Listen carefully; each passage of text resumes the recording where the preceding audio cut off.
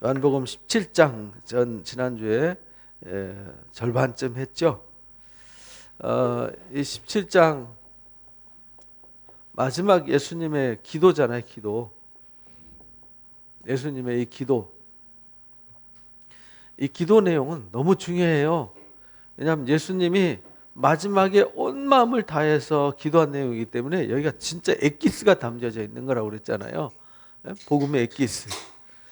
그래서 여기서 가르치는 것이 아들을 영화롭게 하셨다. 그래서 아들로 아버지를 영화롭게 해달라. 기도 내용이 영화로움에 대한 기도를 맨 처음 하셨어요. 예수님이 이 땅에 뭐하러 오셨냐면 하나님을 영화롭게 하기 위해서 오셨어요. 그리고 그 아들을 영화롭게 하기 위해서 오셨어요. 그러니까 이 하나님이 아들을 보내셨잖아요. 근데 그 아들로 말미암아서 하나님이 영화롭게 되시고 또 하나님이 아들을 영화롭게 하세요. 그럼 무슨 뜻이냐면 하나님의 목적과 예수님의 목적이 일치가 되어져서 그 뜻을 다 이루었다 그런 말입니다. 그러니까 이 영화롭게 된 것이 곧 십자가 사건이었잖아요. 십자가 사건은 누가 봐도 영화로운 일은 아니에요. 그런데 하나님께는 영광되는 일이었어요. 왜냐하면 이 십자가의 고난을 짊어지시고 영생의 문을 여셨거든요. 이걸 부활이라고 그러잖아요. 이 문을 통과하는 순간 새 삶이 주어지는 거죠. 여기까지는 이 십자가 이전까지는 이전의 이 삶은 사망의 삶이잖아요. 사망의 종이 된 거예요. 그래서 죄의 종이죠. 죄의 권능. 사망의 권능은 이제 죄잖아요. 죄의 권능은 사망이에요. 그래서 죄의 종, 사망의 종이 돼서 여기서는 모두 다 멸망에 이르게 되는 거죠. 모든 사람들이 허무에 굴복하게 되는 거죠. 근데 십자가를 통과하는 순간 모든 것이 새롭게 돼요.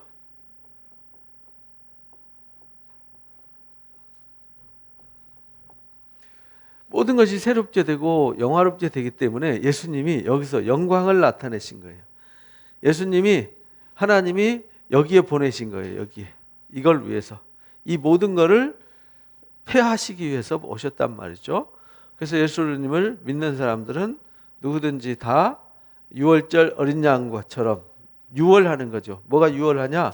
사망과 죄와 허무와 불행이 유월하는 거죠. 그래서 그리스도 안에 있는 사람들은 이미 영생이 시작된 거죠. 저와 여러분은 이미 뭐가 시작됐어요? 영생의 삶이 시작된 겁니다. 그래서 그리스도 안에 있는 사람들은 죽어도 다시 살아요. 살아있으면 영원히 죽지 않아. 이게 부활이에요. 우리가 11장 25절에서 이미 배웠죠. 나사로의 사건을 통해서. 그래서 새롭게 되는 이 기적, 이걸 이제 영화롭게 하셨다. 이것이 영화로움이에요. 아들을 영화롭게 하시고, 그래서 예수님의 이름을 빌립보서 2장 5절 이하에는 모든 이름 위에 가장 뛰어난 이름으로 주셨다. 예수님의 이름이 모든 이름 위에 가장 뛰어난 이름을 주셨어요. 그분은 하나님과 동등되지만 하나님과 같아요. 여기 보면 그는 근본 하나님의 본체였고 하나님과 동등되지만 동등됨을 취하지 않았어요. 오히려 자기를 비워서 종의 형체를 가지고 사람들과 같이 되셨어요. 우리와 똑같은, 히브리서 2장 말씀처럼 우리가 똑같이 사람의 모양으로 나타나셨어요. 그리고 자기를 낮추시고 죽기까지 뭐 하셨죠? 복종하시고 십자가에서 죽으셨어요. 이게 순종의 삶이잖아요. 그러니까 순종의 삶은 십자가에 죽는 건데 죽음으로 어떻게 되느냐? 영화롭게 됐어요. 이게 기독교의 복음의 본질이에요. 그러니까 우리는 죽어야 살아요. 그러니까 매일 뭐 해야 되죠? 매일 죽어야 돼요. 죽는 재미로 살아야 돼요. 죽고 나면요, 재미있어요. 안 죽으면요, 고통스럽거든요. 안 죽으면 계속 갈등해야 되고 무거운 바위를 짊어져야 되고 막 이러잖아요. 이러므로 하나님이 그를 지극히 높여서 모든 이름 위에 뛰어난 이름을 주셔서 하늘에 있는 자들, 땅에 있는 자들, 땅 안에 있는 자들 모두에게 예수님의 이름 앞에 뭐하게 하셨어요? 무릎 꿇게 하시. 이 십자가 사건이 가장 처참한 사형틀에 매달려서 저주받은 인간이 가장 저주받는 사건이었잖아요. 근데 그 저주가 뭐가 됐냐면 가장 영화로움이 되었다. 그래서 교회에다가 정탑 위에다 십자가 세워놓고 우리가 십자가 무늬를 만들고 다니는 거죠. 근데 그 십자가 사형틀은 부끄러운 거란 말이에요. 수치란 말이죠. 내가 거기에 매달려야 될 수치와 부끄러움 위에 예수님이 달리셔서 우리 십자가를 바라보면은 누구를 바라봐야 되죠? 예수 그리스도를 바라보는 거지 단순히 사형틀을 바라보는 게 아니에요. 우리는 사형틀을 우상 숭배하는 게 아니에요. 그래서 어떤 교회들은 이 단에다가 십자가를 안 세워요. 저희 교회도 이제 그래서 여기다가 안 하면 이상한 것 같아서 살짝 해놨는데 사실은 십자가는 잘못하면 우상이 될 수 있어요.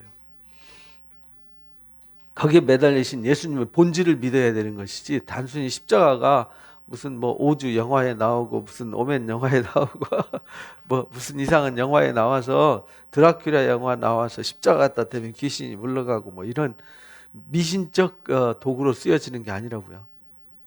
그래서 영화롭게 되었다.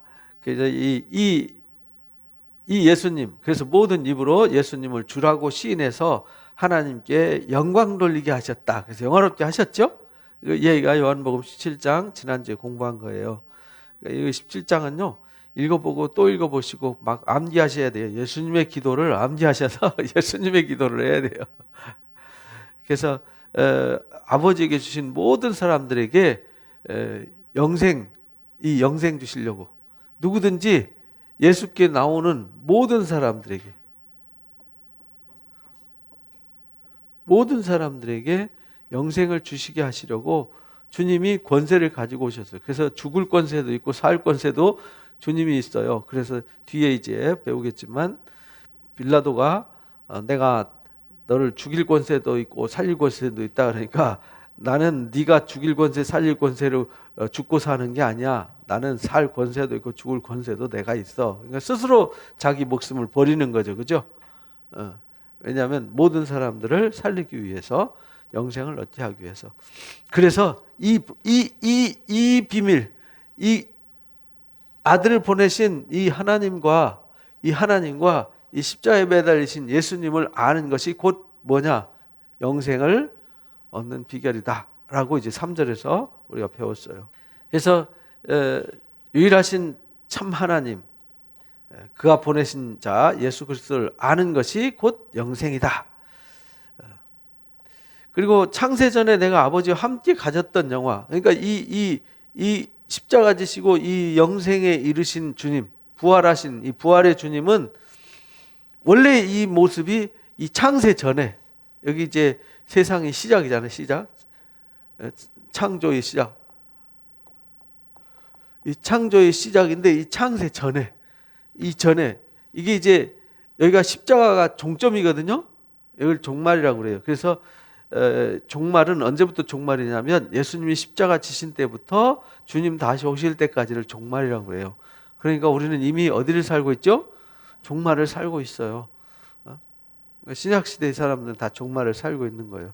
그래서 여기 주님 다시 오심으로 부활이 완성되어지는 거죠.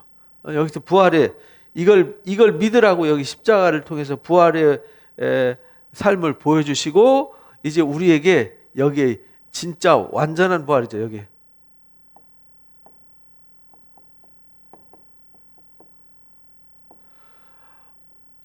완전한 부활의 삶을 이게 이제 영원한 영생이죠. 영생. 여기를 하나님의 나라. 이미 하나님의 나라가 여기 와 있지만 완성된 건 아니에요. 우리가 이 땅에서 하나님의 나라라는 말은 내 안에 주님이 거하셔서 나를 다스리는 상태. 그래서 내가 주님이 주인 된 삶을 사는 것이 하나님의 나라예요. 근데 다른 것이 주인이 되면 내가 종이 되는 거잖아요. 종은 권리가 없어요. 그래서 이게 이 상태가 되는 거죠. 이렇게. 이 상태에서 다시 여기로 처음에 아버지와 가졌던 영화를 여기서 이제 실현을 시켜 주셨어요. 그래서 영화로서 지금도 아버지와 함께 영화롭게 해 주십시오. 그래서 이 십자가의 사건으로 완성시켜 주십시오. 세상 중에서 내게 주신 사람들에게 내가 아버지 이름을 나타냈습니다. 이 계획을, 이 하나님의 복음을 이 땅에 실현시키기 위해서 왔습니다. 그리고 나타냈습니다. 그들은 아버지 것인데 이 다 모든 사람들, 주께 나오는 주님이 택하신 모든 사람들은 아버지 것인데 이들은 아버지의 말씀을 지켰습니다. 그래서 6장에서 그렇게 말씀하시잖아요. 아버지께서 허락지 않는 자들은 내게 올 수 없다. 이렇게. 그러니까 내게 오는 자들은 하나님의 허락된 자다. 그러니까 저와 여러분은 이미 하나님 뭐한 자들이에요? 허락된 자들이라는 거죠.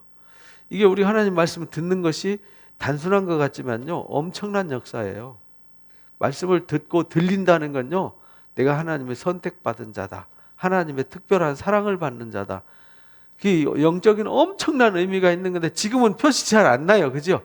그래서 예수님이 씨 뿌리는 비유 가르쳐 주실 때, 야, 알곡 다치지 않도록 가라지도 내버려둬, 이렇게 말씀하시잖아요. 알곡과 가라지가 함께 자라는 거잖아요.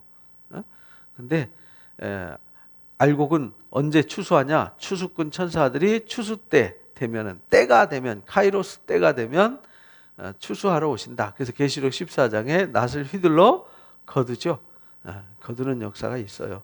그래서 그 전에는 여기 아버지께 온 자들은요, 아버지 허락 없이는 아무도 못 와요. 그래서 나는 아버지의 말씀을 그들한테 주었습니다. 왜냐하면 예수님 오셔서 할 일을 해야 되잖아요. 말씀을 줘야 되고, 말씀을 가르쳐 줘야 되고, 십자가를 지셔야 되고, 그죠? 그들도 믿었습니다.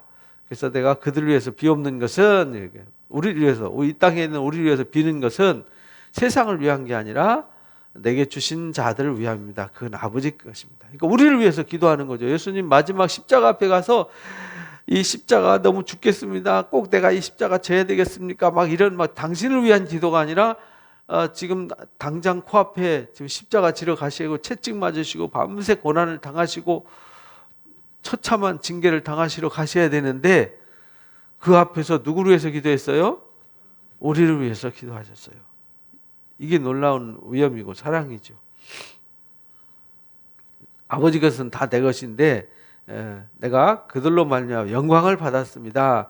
나는 세상에 더 있지 않습니다. 그래서 이제 십자가 지시고 가시잖아요. 다시 영원한 세계로 가신단 말이에요.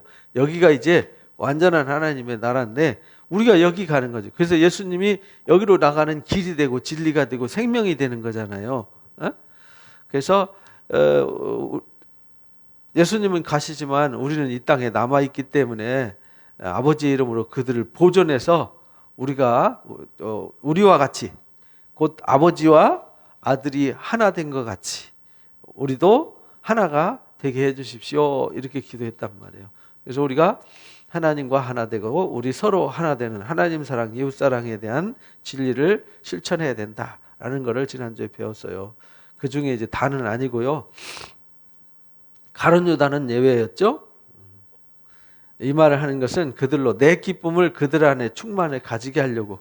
그래서 예수님이 이렇게 말씀하시고 기도하시고 또 제자들을 가르치신 목적은요. 주님이 이거 질 때 고통스럽지만 여 너머에 있는 이 영원한 기쁨, 영광이 있기 때문에 십자가 지신 거잖아요. 그러니까 우리가 이 땅에 살아가면서 세상 사람들과 똑같이 살아가는 것 같지만 다르잖아요. 다른 이유는 이것이 있는 거죠.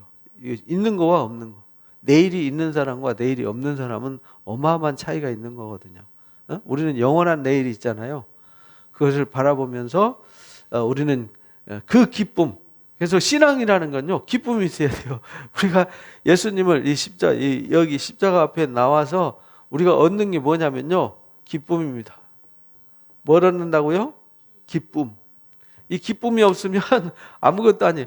그렇잖아요. 이거 주시려고 예수님 오셨는데, 기쁨 주려고 오셨는데 우리에게 기쁨이 없다면 예수님이 오신 거를 모르는 거고 주신 것을 잘못 받은 거죠. 그죠? 이 기쁨과 자유, 여기 이제 감사가 있고요. 여기 평안이 있고요. 여기 위로가 있는 거죠. 여기 소망이 있는 거죠. 그래서 아무것도 염려하지 않는 거죠. 여기에는 염려 근심이 없어요. 염려 근심은 어디서 나온 거냐면 죄와 사망으로부터 오는 거란 말이에요.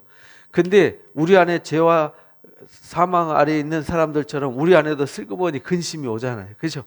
염려가 오잖아요. 두려움이 오잖아요. 그죠? 근데 그거는 가짜다 이 말이에요. 진짜 내가 아니라 죄란 놈이 와서 슬그머니 쑤셔보는 거예요. 야, 너 근심해봐. 너 근심해서 나하고 놀자. 이렇게 이제 찔르는 건데 거기에 사로잡혀서 낚싯밥에 콕 끼면 안 된다는 거예요. 그래서 늘 깨어서 뭐 하라고요? 기도하라. 기도하다 보면 보여요. 그게 사탄이가 낚싯밥 싹 콕 깨려고 하는 거 보여요. 그리고 성령이 기도하는 사람들에게는 성령으로 그것을 뭐하게 하세요? 알게 하세요. 깨닫게 하세요. 그래서 죄란 놈이 와서 그게 내가 아니라고요. 여러분이 마음의 죄책감이나 뭐 죄의식이나 또는 막 불안한 마음, 두려운 마음, 염려하는 마음, 근심하는 마음 이런 게 있는 건요. 여러분 자신이 아니에요. 로마서 7장에서 가르쳐 주셨잖아요. 죄란 놈이 들어와서 이렇게 찔러보고 갖다 막 때묻히고 이렇게 하는 거지 내가 아니라고요. 그래서 죄란 놈이 와서 내 속에다 똥 싸놓고 가고 오물 묻혀놓고 가면 주님이 오셔서 보혈로 뭐 하세요? 깨끗이 청소해 주신단 말이에요. 그런데 그거 청소 안 하고 그 묻은 오물과 더러움이 계속 묻은 데다 또 묻히고 묻은 데 또 묻히고 나중에 그러다 보면 감각이 없어져요. 둔해지는 거죠. 그래서 완악해지지 않도록 해라 이렇게 가르쳐요. 완악해지면 내가 하나님의 아들인지 죄인인지 구분을 못해요. 그리고 나중에는 죄에 딱지가 앉으면 죄 짓고도 죄인 줄을 몰라요. 불을 행하고도 불의가 불의인지를 몰라요. 그게 제일 위험한 상태잖아요. 우리가 이제 막 우리 몸에 암세포가 있는데 암이 자라고 있는데 모르잖아요. 검진하다가 발견하면 어쿠야 이렇게 되는 거잖아요. 이거 죄도 똑같다고요. 죄라는 암이 우리 속에 있어요. 와서 죄라는 놈이 나를 사로잡아 와요. 우는 사자와 같이 삼킬 자를 찾고 있다고 베드로 사도는 베드로전서 5장에서 그렇게 말씀하시잖아요. 그래서 늘 우리 안에 뭐가 있어야 되냐? 기쁨이 있어야 돼요. 자유가 있어야 돼요.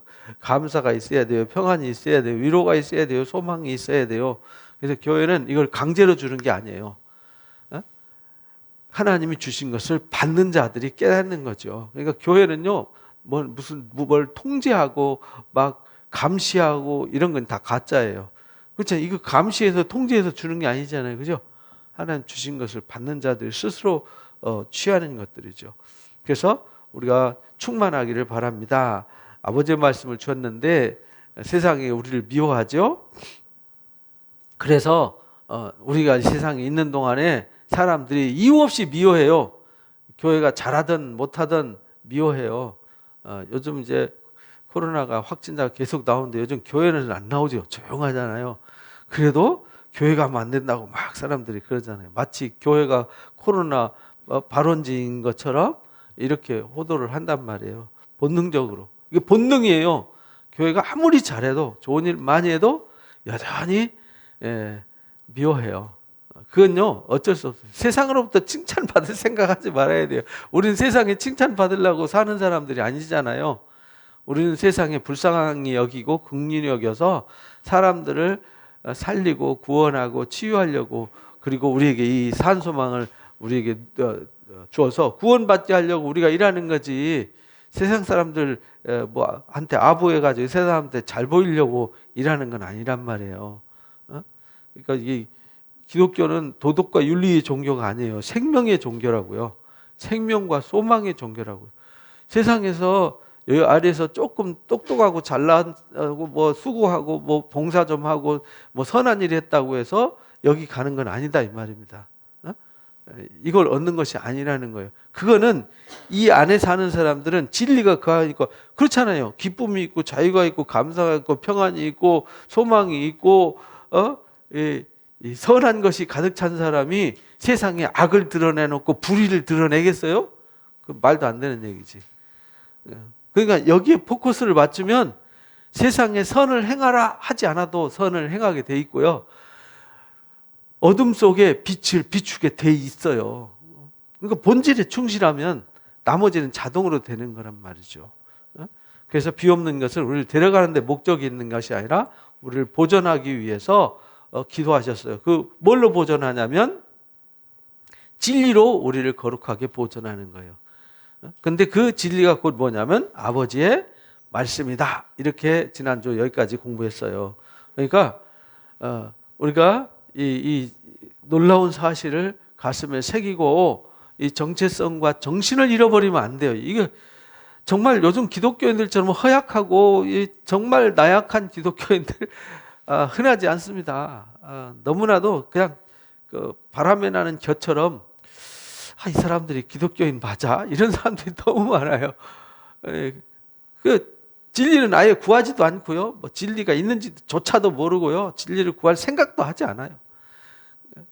그런데 하나님의 나라는 누가 가냐면 침노하는 자가 빼앗는단 말이에요. 하나님의 나라는 간절하게 사모하고 목마르고 갈망하고 사모하는 자들이 가는 거란 말이에요. 그래서 성경에 보면 택하신 사람들 보면은 정말 하나님 나라와 의를 위해서 갈망하는 사람들, 막 불의와 어둠의 역사를 보고 가슴을 치고 탄식하는 사람들 하나님 부르셔서 인치시잖아요. 근데 막 세상에 푹 쩔어서 젖어서 사는 사람들은요, 하나님 생각이 안 나요. 진리 구할 생각 안 나요. 그게 필요한지도 몰라요. 그런 게 있어야 되는지도 몰라요. 사람이 죽음이라는 것이 있는지도 몰라요. 죄가 뭔지도 몰라요. 심판이 뭔지도 몰라요. 그냥 자기는 영원히 영생토록 살 줄 아는데 어느 날 관뚜가 앞에 서가지고 어이쿠 죽는 거구나. 그때서 깨닫는 거거든요. 이미 늦었지 뭐 그때는. 그렇잖아요. 그래서 수많은 사람들이 내가 태어나면 죽음을 향해서 가고 있다는 사실을 모르고 살아요. 하루살이가 하루밖에 산다는 걸 모르고 살아요. 우리 인생이 그렇다는 거죠. 그래서 아버지의 말씀으로 우리가 거룩해져야만 이 세상에서 보호를 받을 수 있다는 말은 여기에 이를 수 있는 사람으로 보호받아서 인도받는다는 뜻이에요. 보호받아서 여기 이르러야 되잖아요. 그죠? 생명에 이르러야 되잖아요. 이거 못 얻으면 그 무슨 소용이 있냐고요. 누구나 다 늙어가고 병들어 가는데 다 똑같이 살아가는데, 그래서 아버지께서 나를 보내신 것 같이 나도 그들을 세상에 보내었습니다. 그래서 우리를 불러가지고 이 놀라운 소망을 주고 나서 우리를 이 세상에 보내는 거잖아요. 아직 이 십자가 밖에 있는 사람들, 진리 밖에 있는 사람들을 진리 가운데 인도하기 위해서 보내었고, 그들을 위해서 내가 나를 거룩하게 합니다. 그러니까 주님이 우리를 위해서 자신을 거룩하게 하셨어요. 자신을 거룩하게 하셨다는 말은 십자가를 지셨다는 뜻이거든요. 처참한 사형틀에 모든 인류의 저주를 짊어지신 거잖아요. 이는 그들로 진리로 거룩함을 얻게 하렴입니다. 근데 그 진리가 뭐였냐면 십자가였다는 거죠. 이 십자가가 뭐냐? 예수 그리스도고, 예수 그리스도가 곧 뭐냐? 말씀이세요. 그래서 우리가 1장 1절에서 배웠잖아요. 태초에 말씀이 계시니라. 이 말씀이 하나님과 함께 계셨는데 이 말씀이 곧 하나님이시다. 그 하나님이신 말씀이 육신을 입고 이 땅에 오셨다. 그래서 1장 14절이잖아요. 그래서 이 생명의 말씀이 뭘로 왔냐면 생명의 빛으로 왔어요. 왜? 이게 빛이잖아요. 그죠? 소망이잖아요. 여기는 어둠이란 말은 희망이 없는 걸 어둠이라 그러잖아요. 오늘 살고 끝난다고 생각해 보세요. 끔찍한 거 아닙니까? 영원히 끝난다. 저는 이 영원이라는 세계에 대해서 초등학교 4학년 때 깨달았거든요. 일찍 깨달았죠. 초등학교 4학년 때 제가 죽었다고 아버지가 치워놓으라고. 옛날엔 시골에서요, 애기들 죽는 일이 흔했어요. 돌림병으로 죽고 뭐 쉽게 죽으니까 그런 가만히 뚫뚫 말아가지고 밤중에 그냥 가만히로 뚫뚫 말아가 지게로 져다가 뒷동산에 갖다 슬그머니 묻었어요. 장례도 안 치렀어요. 애기들은 무슨 뭐 가족들 불러서 애고 이런 것도 안 했어요. 그냥 밤중에 슬그머니 갖다 파묻었단 말이죠. 그걸 제가 늘 봐왔잖아요. 어? 그리고 나무하러 산에 다니다 보면 그거 묻은 애들 거기 그때 누구 거기 다 있잖아요. 이름 다 알아요.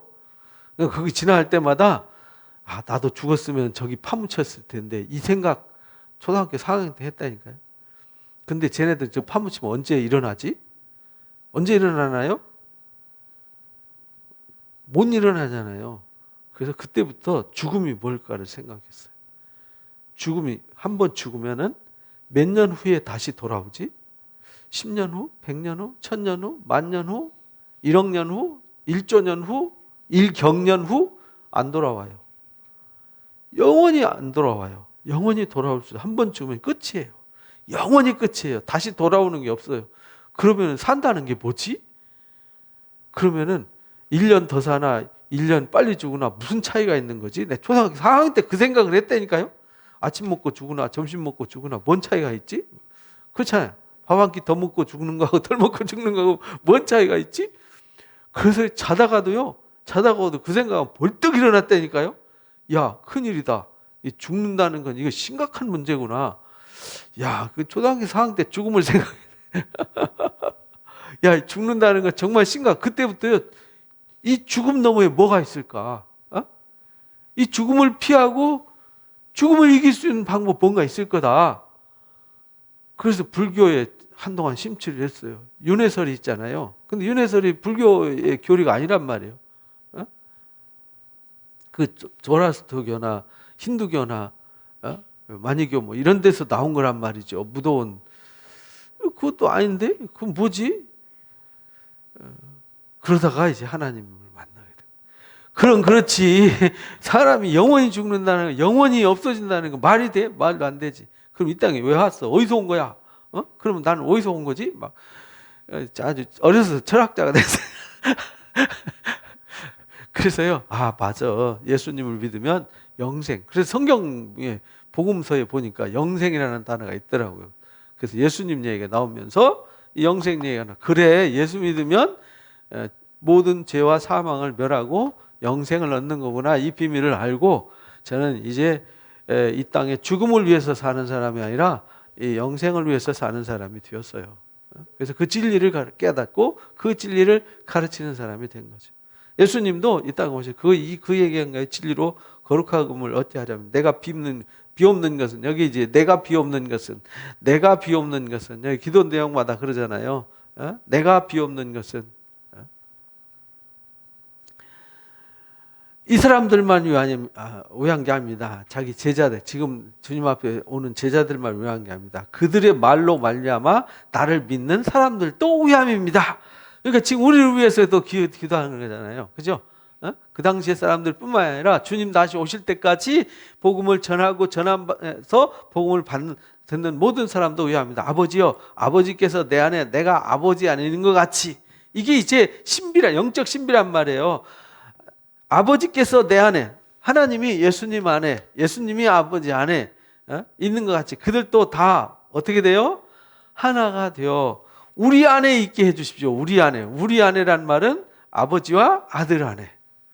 그래서 우리가 예수님을 믿는다는 이 복음을 믿는다는 얘기는 우리가 누구 안에 있는 거예요?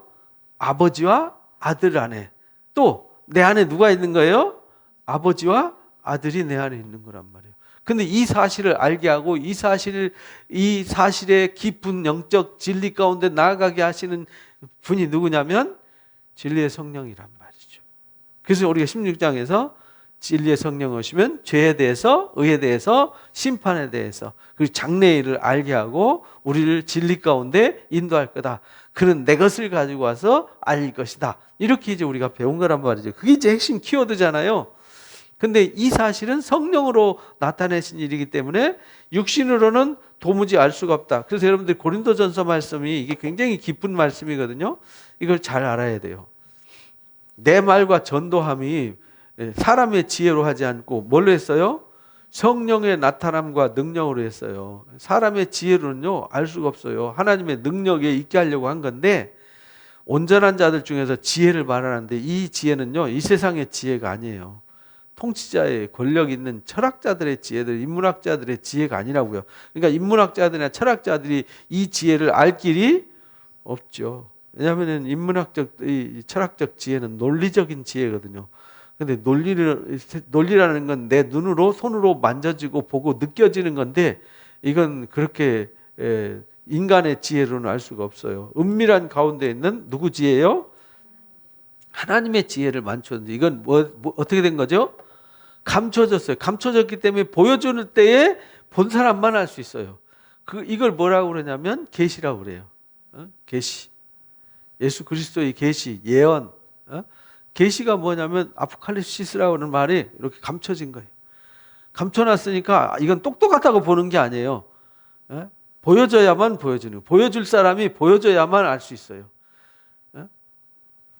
감춰진 것인데 우리의 영광을 위해서 만세 전부터 뭐 한 거예요? 정하신 거예요. 이거 이미 예수님 오신 것이 아버지께서 이 정하신 대로 하셔서 아버지 정하신 뜻을 이루어서 아버지를 영화롭게 하고 아버지는 아들을 영화롭게 한 거잖아요. 그렇죠? 만세 전부터 정하신 건데 이 지혜는 이 세상의 통치자들의 지혜로 알지 못해요. 알았으면 예수님 십자가에 못 박았겠냐? 이렇게 묻잖아요. 기록된 바 자기를 사랑하는 자들 위해 예비하신 모든 것, 우리를 위해서 예비하신 모든 것은 눈으로 뭐하지 못해요? 보여지지 않아요. 귀로 들려지지 않아요. 사람이 아무리 똑똑한 IQ 1만 2만이라도 몰라요. 사람의 마음으로는 생각도 못하는 거예요. 여러분들 젊은이들한테 물어보세요. 너 몇 년 후에 죽니? 그러면요, 제가 왜 죽어요? 이렇게 말하지. 저는 몇 년 후에 죽을 겁니다. 그래서 죽음을 생각하고 사는 애들 단 한 명도 없어요. 단 1명도 없어요. 물어보세요. 젊은 애들은요, 자기가 죽는다는 걸 모르고 살아요. 저도 그랬어요. 빨리 크기 바랐죠. 10대에는 뭐 빨리 커서 20살 먹었으면 좋겠다. 30살 먹었으면 좋겠다. 근데 늙어서 죽어간다는 사실은 몰랐던 거죠. 사람의 마음으로는 생각 못해요. 그래서 오직 하나님이 성령으로 이것을 보이셨어요. 성령으로. 그러니까 하나님의 감춰진 이 비밀, 감춰진 만세전부터 정하신 것, 하나님의 지혜는 성령으로만 보이셨어요. 그러니까 성령은 모든 것, 하나님의 깊은 것까지도 뭐하죠? 통달하세요. 그래서 성령 받지 않으면 하나님의 일을 알 수 없어요. 믿을 수도 없어요. 사람의 일 외에는, 사람의 속에 있는 영 외에는 누가 알겠냐? 그렇잖아요. 내 마음 내가 말 안 하는데 누가 알아요? 뭐 남편이 합니까? 자식이 합니까? 부모가 합니까? 모르잖아요. 이것처럼 하나님의 마음도 하나님 속에 있는 영 외에는 모른다는 거예요. 그래서 하나님 속에 있는 영을 이 땅에 7영을 보내시는 거잖아요. 우리가 세상의 영을 받지 않고 오직 하나님께로부터 온 영을 받았어요. 세상의 영도 있어요. 거짓 영. 세상의 영은 거짓 영이 왜 거짓 영이냐면 세상의 영을 거짓 영이라고 하는 이유는 야, 이거 달콤하지. 이렇게 하면 행복할 거야. 이렇게 하면 좋아. 근데 갔는데 그 유혹이 일회용이잖아요. 그죠? 달콤했는데 그 다음에 또 달콤해야 되잖아요. 그러니까 또 쫓아가죠. 또 쫓아가죠. 그러다가 어떻게 되죠? 중독되는 거예요. 중독됐는데 나중에 어디에 가는 거죠? 벼랑길에 서는 거죠. 사망이라는 벼랑길에 서게 돼서 그 너머에, 사망 너머에도 달콤함이 있는 줄 알았더니 없다 이 말이에요. 그러니까 뭐예요?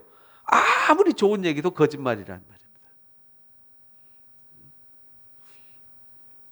그래서 우리는 그런 세상으로부터 온 영을 받지 않았어요. 세상은 이게 지혜야, 이게 철학이야, 이것이 삶이야 라고 가르치는데 다 거짓말이다.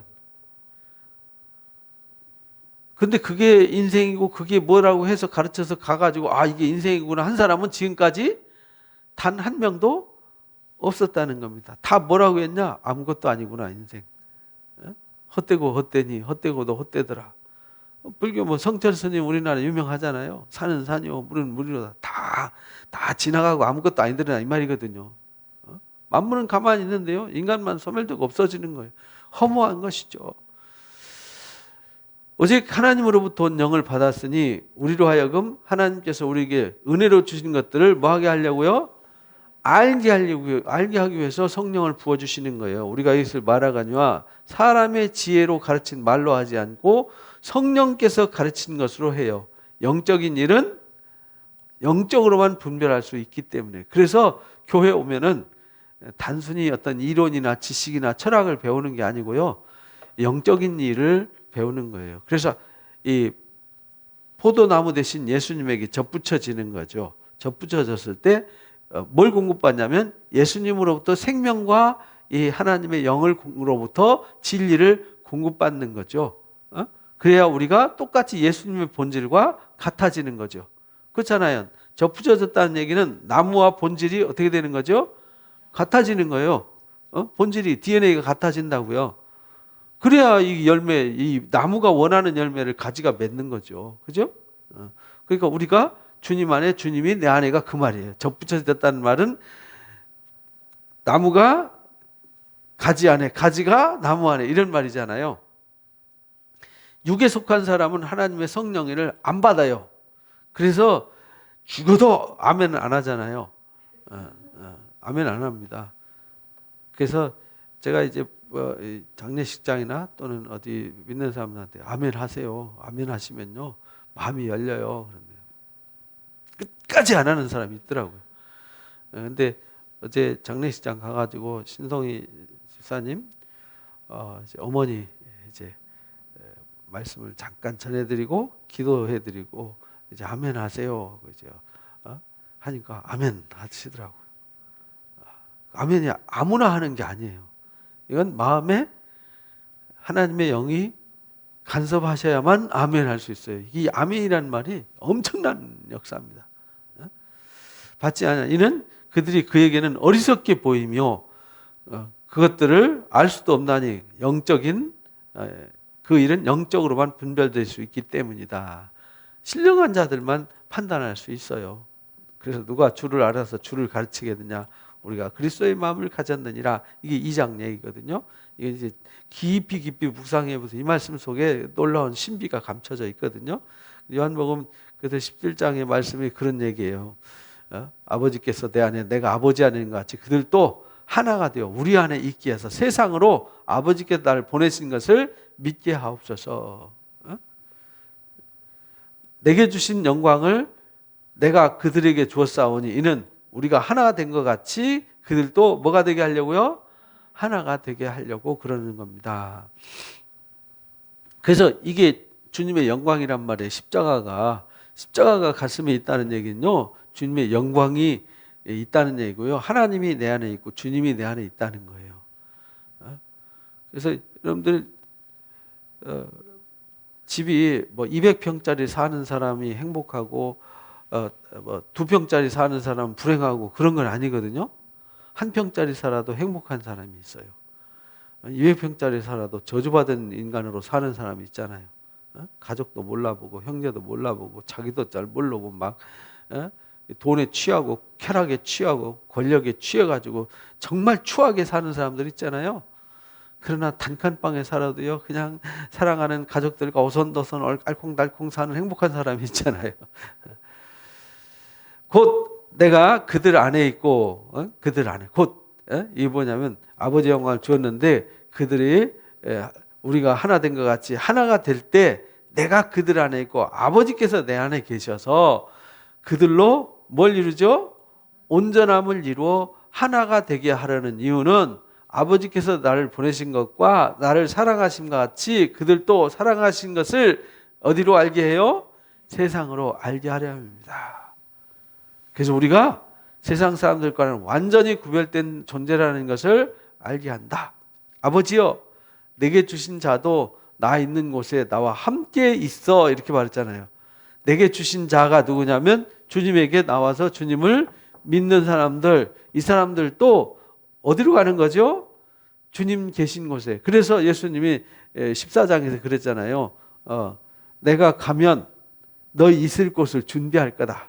그 준비되면 너희를 데려올 거다. 그럼 하나님 나라 가면 뭐 준비해야 되나요? 그래서 가서 하나님 나라 준비되면 이 말이라면 하나님 나라 자리가 뭐지 집이 덜 지어져 가지고 건축을 더 하고 뭐 땅이 모자라서 땅을 더 만들고 모시러 데리러 온다는 게 아니에요.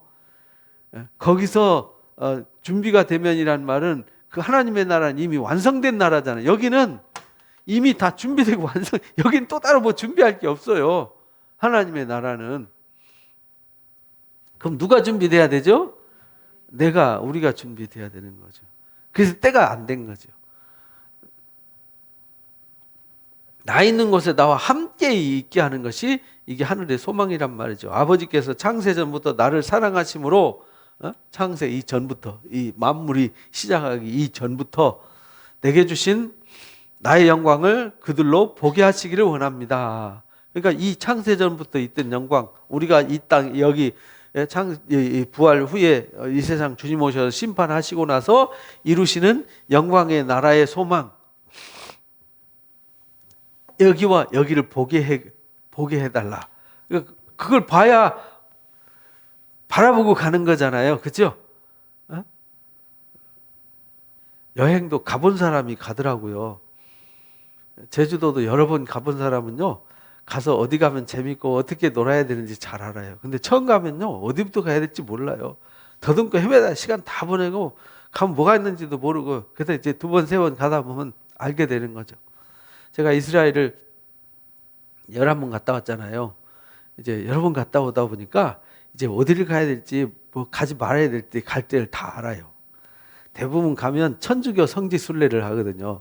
우리는 성지 순례가 아니라, 성지가 따로 없죠. 성지라고 하기보다는 성서의 땅 탐구하러 가는 거예요. 저는 성서의 땅 탐구하러. 성지 순례는 천주교에서 쓰는 용어예요. 가면은 어디 가냐면 다 기념교회로 가요. 기념교회는 예수님 당시나 성경시대하고는 아무 상관없는 얘기거든요. 기념교회는 성경 이야기 스토리와는 전혀 상관없는 후대에 지어놓은 교회 건물 부서진 거, 거기다가 이슬람 사람들이 또 초생딸 달아놓으면 또 이제 전쟁해가지고 때려 부시고 거기다 다시 십자가 세워놔놓고 그런 데거든요. 근데 가봤자 별 의미 없어요. 근데 천주교는 이 건물을 숭배하잖아요. 건물 중심으로 이렇게 가는데 저는 그 건물 별로 중요하게 여기지 않아요. 그건 그냥 역사 공부하는 거죠. 이걸 기념하기 위해서 이렇게 교회를 세웠다, 이거 공부하러 가는 거지, 건물 가서 막 거기가 신성하고 거기서 뭐 기도하면 응답, 그런 건 없어요. 그 땅엔 하나님이 왜 그 땅을 주셨고 그 땅을 통해서 하나님이 하시려고 하셨던 일이 뭔가, 그걸 이제 보고 배우게 하는 거잖아요. 그처럼 나를 사랑하심으로 내게 주신 영광을 그들로 보게 하시길 원합니다. 그래서요, 뭐든지 아는 만큼 보여지는 거거든요. 그래서 우리가 진리를 알고 깨달으면 남들이 보지 못하는 이 영광의 나라를 보게 된다, 이 말입니다. 의로우신 아버지여, 세상이 아버지를 알지 못하여도 나는 아버지를 알았었고 그들도 아버지께서 나를 보내신 줄을 알았습니다. 그러니까 이 아는 사람들, 세상에 하나님을 모르잖아요. 근데 예수님은 하나님을 알아요. 왜 십자가를 지라고 하셨는지, 이걸 통해서 뭐 하시려고 하시는지. 그러니까 이걸 지는 거죠. 그죠? 그래서 이거를 내 뜻대로 마옵시고 아버지의 뜻대로 하시옵소서. 그러니까 아버지의 뜻이 무엇인지 알고 순종한 거죠. 이게 중요한 거니까. 그래서 그들도 내가 이 십자가의 진리를 알고 십자가를 졌듯이 이 따르는 이 사람들도 나를 알게 해 주십시오. 내가 아버지께로부터 보내심 받아서 이 뜻을 이루기 위해서 왔다는 것을 알게 해 주십시오. 그래야 우리가 알아야 예수를 믿고 우리가 십자가를 통해서 이 과거를 청산하고, 그죠? 과거 옛 것을 벗어버리고 새 사람을 입고 여기 새로운 피조물이 되어서 우리는 지금부터 영원까지 하나님의 나라의 주인공이 되어서 상속자가 되어서 하나님의 자녀의 신분이 되어서 그 나라의 삶을 누리게 하는 것이죠. 그래서 마지막에 이렇게 말합니다. 내가 아버지 이름을 그들에게 알게 하였고, 아버지 이름을 알게 했다는 말은 여기 아버지는 어떤 하나님 아버지냐면 예수 그리스도의 아버지예요. 무슨 아버지냐면 진리, 예수 그리스도, 이걸 이루기, 이 땅이잖아요. 이 세상. 하나님이 이 땅에 오실 때 한 가지 일을 하는 거예요. 그걸 이제 뭐 학문적인 용어로 구속사라 그러죠. 구속사. 하나님이 이 땅에 하시는 일은 딱 한 가지예요. 왜? 아담과 하와가 이 창조와 함께 타락해가지고요, 이 세상은 저주받았잖아요. 저주. 모든 사람이 어디 아래 있어요? 저주 아래, 죄 아래 있어요. 저주 아래, 죄 아래, 사망 아래 있단 말이에요. 그래서 여기 이 땅에 예수님이 오시는 목적은 한 가지란 말이에요. 그러니까 하나님이 창세기부터 요한계시록까지 모든 이야기의 스토리는요, 요거 하나예요. 요거 하나. 구속사. 뭐냐면 아들을 보내기 위한 역사예요. 그래서 우리가 창세기 공부하고 출애굽기 공부하면서 누구 공부하죠? 예수님 공부하잖아요. 그죠? 결국은 예수 그리스도를 조명해주고 실제 예수님이 오셔서 그걸 완성시키잖아요. 완전히 하시잖아요. 율법을 폐한 게 아니라 완전히 하셨어요. 그래서 우리를 여기서 건지시는 거죠. 구원하시는 거죠. 여기로 구원하시는 거예요. 그래서 구속사라고 그래요. 그래서 내가 아버지 이름을 그들에게 알게 하였고 또 알게 할 겁니다. 이는 나를 사랑하신 사랑이 그들 안에 있고 주님을 사랑하신 사랑이 우리 안에 있다는 거예요. 그래서 우리가 예수님을 바라보면서 누구 사랑을 배워요? 하나님이 아들까지도 아끼지 않으셨구나. 이 사랑을 배우는 거잖아요. 로마서 8장 말씀처럼. 로마서 8장에 뭐라고 가르쳐 주셨냐면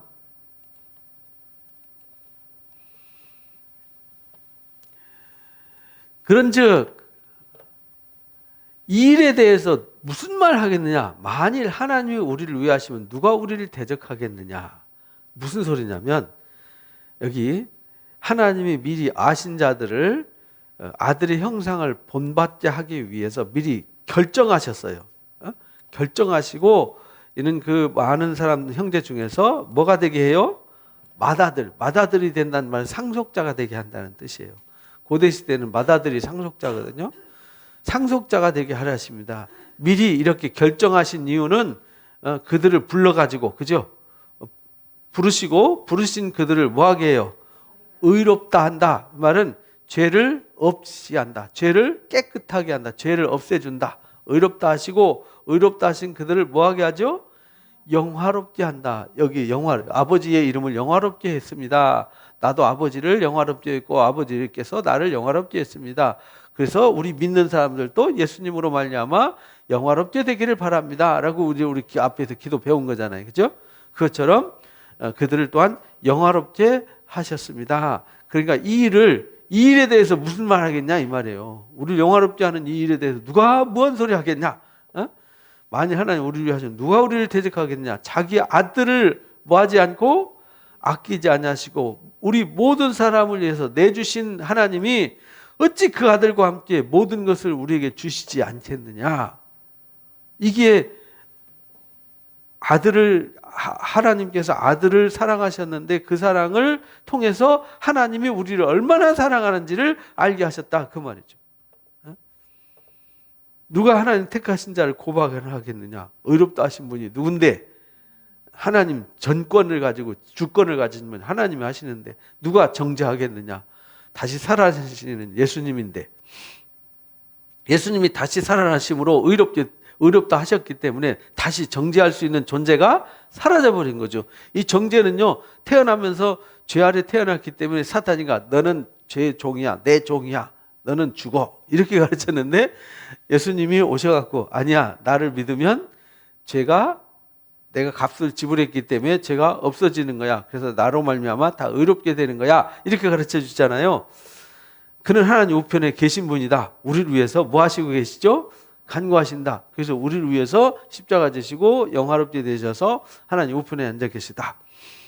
누가 우리를 그리스도의 사랑에서 끊겠느냐? 그러니까 그리스도의 사랑에서 끊을 것도 없어요. 환난도, 곤고도, 박해도, 기근도, 적신도, 위험도, 칼도. 이 모든 일에 우리를 사랑하시는 이로 말이야 우리가 넉넉히 이런 죽임을 당하고 도살당하는 그 환난과 고난조차도 이기게 하신다는 거죠. 그래서 내가 확신한다. 사망이나 생명이나 천사들이나 권세들이나 현재일이나 장래일이나 능력이나 높음이나 기품이나 다른 어떤 피조물도 그죠? 어떤 피조물도 우리 주 그리스도 예수 안에 있는 하나님의 사랑에서 뭐 할 수 없죠? 끊을 수 없어요.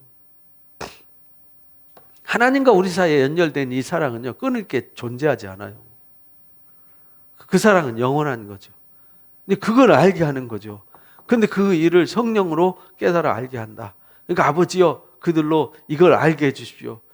그러니까 이거 알면 세상에 하나님의 사랑이 너무 크기 때문에 세상에 하찮은 일은 나에게 아무 영향력을 끼치지 못해요. 그래서 근심하지 않아요. 염려하지 않아요. 왜?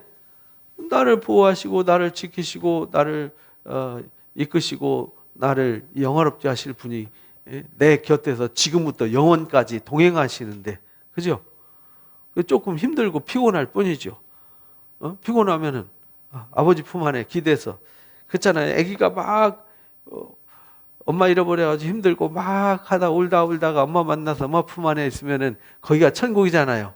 거기에 뭐 돈이 필요해요? 뭐 거기에 뭐가 필요해요? 좋은 옷이 필요해요? 뭐가 필요해요? 그냥 엄마 품 안에 안겨 있으면 그게 천국이잖아요.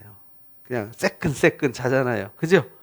우리가 그렇다 이 말이죠. 이 세상에서 좀 피곤한 일 있죠. 좀 힘든 일 있죠. 그랬다 밥 세 끼 못 먹지 않아요. 그러니까 아무 염려하지 말라는 거죠. 그래서 우리가 그 기쁨과 감사를 누리면 천사들이 수종 들어요. 그러니까 우리가 천사들이 수종 들고 하나님이 동행하셔서 하나님이 나와 함께 일하시도록 하는 삶을 살아야지 마귀가 와서 춤추게 하는 삶을 살면 안 되는 거예요. 그래서 주님의 기도를 자세히 들어보고 주님의 기도를 가슴에 새겨보면요, 마귀는 올 수 없게 돼 있어요. 그죠? 주님의 사랑을 깨닫고 주님이 내 안에, 내가 주님 안에 거하고 진리로 우리가 거룩해져 있으면은 생각이 하나님의 생각으로 바뀌잖아요. 그죠? 그래서 무엇이든지 감사하고, 무엇이든지 용납하고, 무엇이든지 사랑하고, 무엇이든지 하나님의 마음으로 받아들이고 하나님 편에 서서 기뻐하고 즐거워하고 찬송하고 하니까 마귀가 들어올 데가 없는 거죠. 그러니까 마귀가 와서 놀다 지쳐가고 가버리는 거예요. 그래서 마귀는 떠나고 천사들 와서 수종 들더라라고 예수님이 광야에서 40일 금식 기도하시고 시험하실 때 말씀으로 이기셨을 때 그렇게 하셨어요. 그러니까 오늘날 우리도 이렇게 말씀을 듣고 예수님의 기도 가르쳐 주신 이 말씀을 가슴에 새기면서요, 우리가 지금 어떻게 되었는지를 보면서 내가 누군지를 알고, 그래서 우리가 이걸 좀 더 깊이 알아야 되겠다. 그래서 내일 예배 말씀 주제가 뭐냐면요, 하나님 아빠 아버지.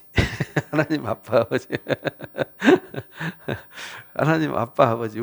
도대체 왜 하나님이 우리 아빠 아버지인가? 이걸 이제 깨달아야 돼. 그거 알고 나면요, 신앙이 자유가 죠. 진리를 알지니 진리가 너희를 자유케 하리라는 8장 32절 말씀을 우리가 깨달아야 돼요.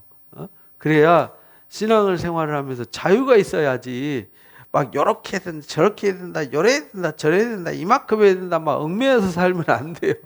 내가 진리의 자유를 깨닫고 진리의 자유로 살면요, 나머지는 누가 일하시냐? 하나님이 일하세요. 신비한 일이란 말이죠. 우리가 영적인 신비, 아버지가 내 안에, 내가 아버지 안에 있는 것을 깨닫게 해주십시오. 그래서 저들도 하나가 되게 해주십시오. 저들을 진리로 데려가려고 하는 게 아니라 이 땅 살아가야 되니까 진리로 거룩하게 해주십시오. 진리로 거룩해져야 어둠으로부터 보호받을 수 있으니까 이들을 진리로 거룩하게 하고 보호해 주십시오. 이렇게 가르쳐 주셨단 말이에요. 그래서 그 영적 신비와 우리를 얼마나 사랑하시는지 그 사랑을 깨닫게 해 주십시오. 이것이 오늘 기도 내용의 핵심이었어요. 예수님의 기도 핵심을 자세히 깨닫고 나면요, 그 속에 다 나를 위한 기도잖아요. 그죠? 우리를 위한 기도란 말이죠. 그래서 우리가 놀라운 권세를 받았어요. 그래서 14장, 15장, 16장에서 계속 강조한 게 뭐냐면, 지금까지 내 이름으로 너희가 구하지 않았지 않느냐. 이제는 구하라. 내 이름으로 구하면 내가 무엇이든지 실행할 거다. 여기도 있네요. 그죠? 아버지께 무엇을 구하든지 다 받게 할 거다. 이렇게 가르쳐 주셨어요. 그러니까 우리가 그 비밀을 깨닫고 나면요, 시간 낭비를 하지 않죠. 근심하는 시간에 우리는 뭐 하죠? 기도합니다. 염려하는 시간에 기도합니다. 무엇이든지 하나님 편에 서서 하나님과 함께 동행하는 삶을 살면 하나님의 영화로움이 우리 삶에 나타난다는 거 잊지 마시고 복음으로 승리하시기를 주님의 이름으로 축복합니다.